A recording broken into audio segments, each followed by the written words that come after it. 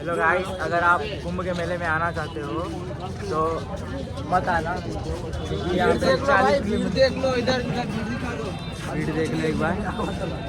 और रिक्शा कुछ नहीं है, सब बंद है। ये खाली ट्रेन का भीड़ है, मेला का भीड़ नहीं है। हाँ, खाली ट्रेन का दो, एक या फिर दो ट्रेन का। हाँ, 2 ट्रेन का होगा। हाँ, 2 ट्रेन का होगा। और 40 किलोमीटर चल के जाना पड़ रहा है, सोच समझ के आना। 40 किलोमीटर। हाँ, 40 किलोमीटर चल के जाना पड़ रहा है, क्योंकि यहाँ पे सब गाड़ी का सुविधा बंद है। चल लेगा विशाल 40 किलोमीटर?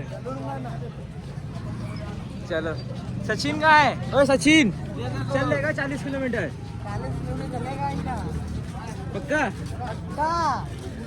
चलना ही है भाई, उसमें कोई दो राय नहीं है। ठीक है, चलते हैं 40 किलोमीटर गाइस, चलते हैं। और बबलू कुछ? बस चलो वहाँ जाके मिलते हैं, पैरों का छाली दिखाते हैं आपको।